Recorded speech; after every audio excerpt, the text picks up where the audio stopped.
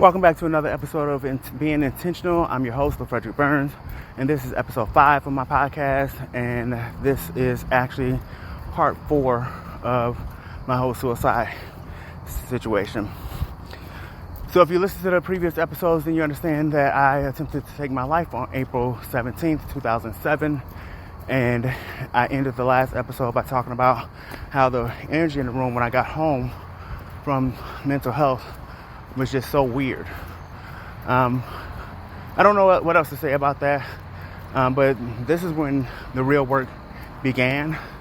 So after that, it was several meetings with my pastors, both the male and the female pastors, individually as well as together. Just really digging deep into my personal issues and what drove me to the breaking point that day and how they can support me in moving forward. And one thing that my pastor mentioned to me at that time was I needed to write. She's like, you have a story that you have to tell. And the best way I can tell you to go about it is to get you a journal and start journaling every day. Just write whatever's on your heart. And what she said to me was so pivotal at that time. And she was right. I did have some stories to tell. And she was like, one day you're going to write a book about your whole experience. I can't say I have yet to. I have started that book, so I have yet to finish that book. But she was right. It was so healing to just journal. And I even got over into different genres of writing at the time. And it really helped me get through everything that I was going through. One thing that was instrumental in that was one day I was home alone, and I had my wife had a corner in our bedroom, and I had a corner where we store some of our personal things, and I had this shelf in my corner, and no matter what I did to the shelf, my wife didn't like how the shelf looked. So she wanted me to go through the shelf and get rid of as much as I can and eliminate the shelf as a whole, which was never possible to do.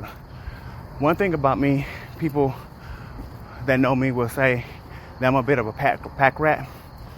And I know I can be, but where that stems from is when you have lived a life or grown up having next to nothing, or not having the things that you need, that when you get older and you get resources of your own, you tend to purchase things.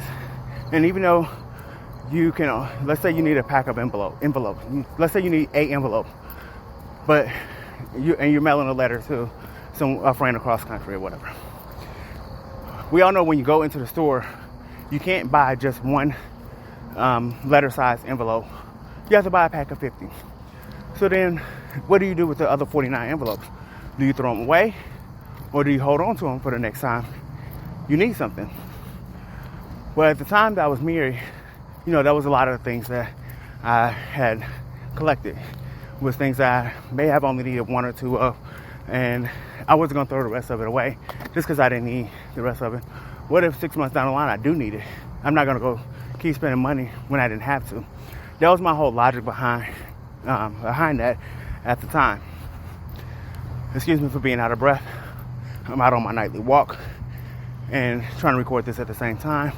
I'm currently walking up a hill, which is why I sound like I'm out of breath. So I wanted to oblige my wife's request of at least trying to downsize this particular shelf.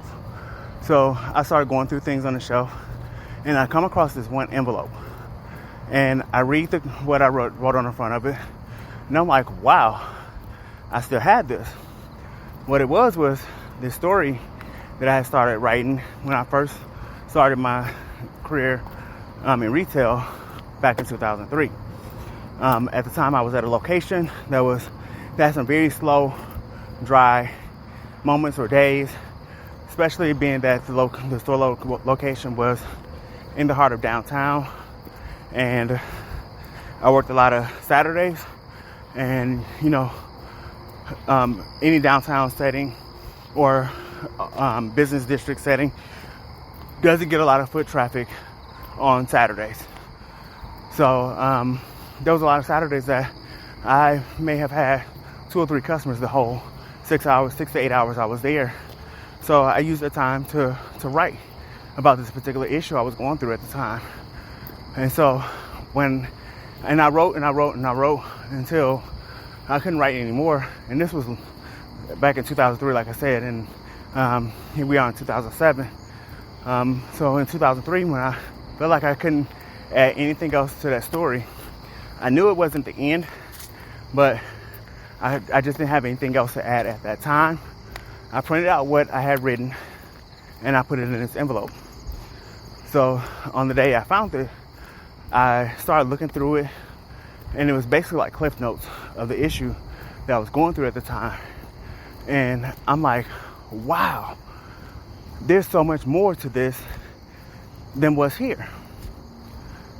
And I remember meeting with my pastor, and she told me to write. Now, I knew that the story that she was talking about, this wasn't it, but I felt like this could be the catalyst to launching me into writing more about other issues.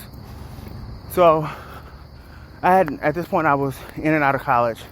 So I had a laptop of my own, and I purchased that laptop because my wife had an issue with me using the desktop that she bought.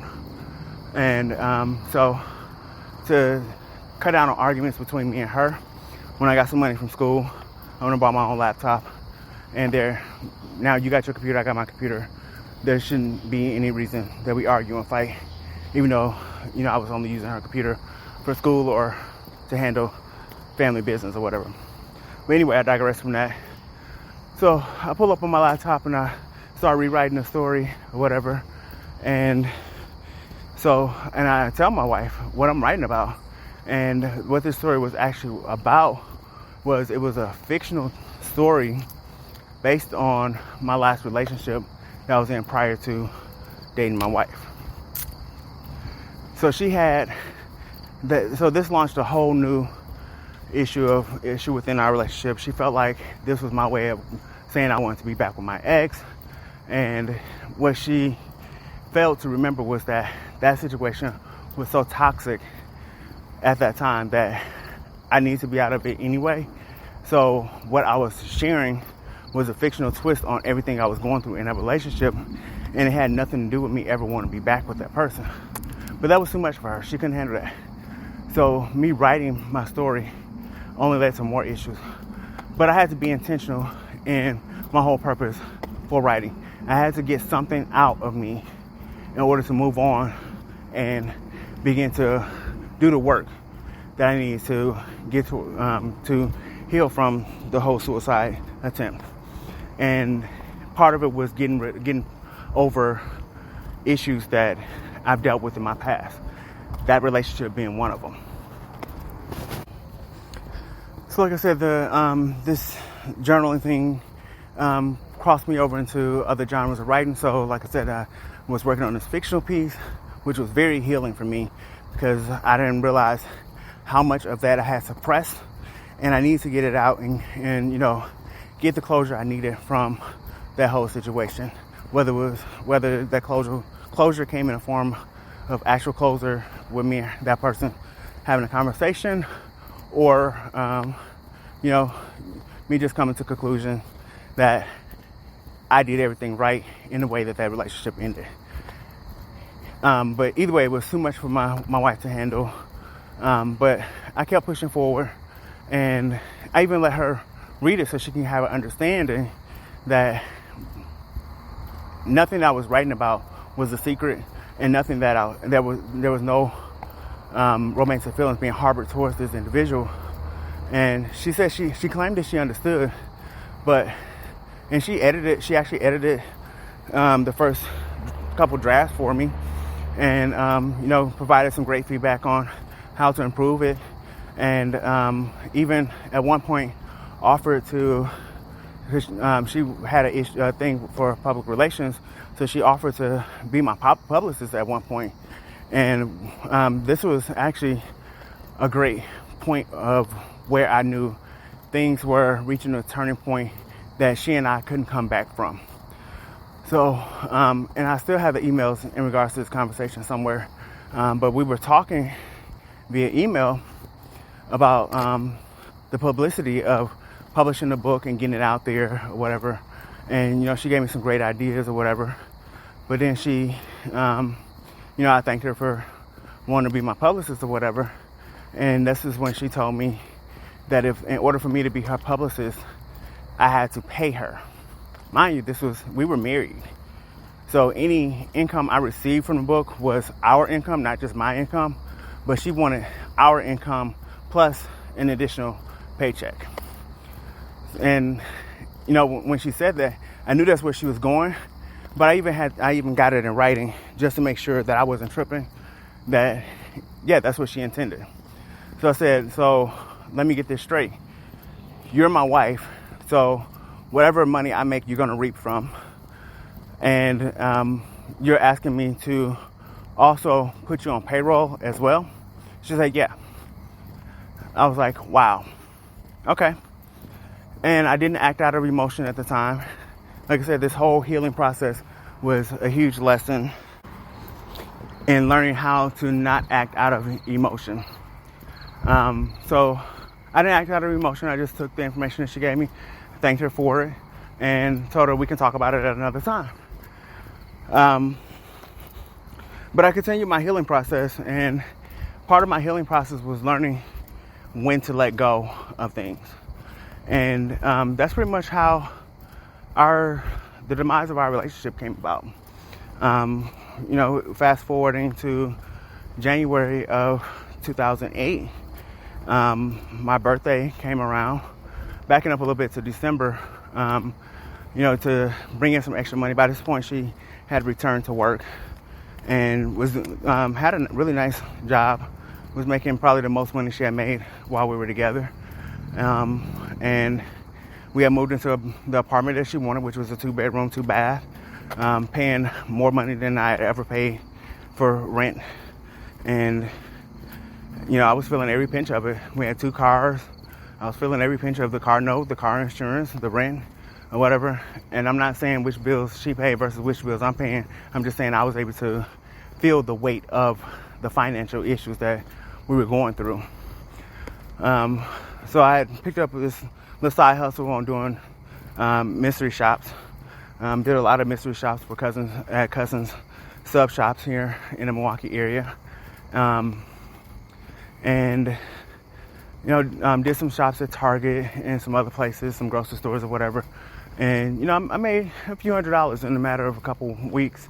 And it helped, at least provided gas money for the economic crisis that we was in at the time, where gas was over $4 a gallon. Helped me get back and forth to work. Again, the platform that I'm on only allows 16 minutes of recording time, so I am going to go ahead and close out this session before my time expires on me. This has been another episode of Being Intentional. Don't forget to follow me on all my platforms. TikTok, Instagram, and Twitter is going to be creativelyme_. Then my handle on Snapchat is the Freddie B. Again, this has been another episode of Being Intentional. Until next time, you guys be blessed.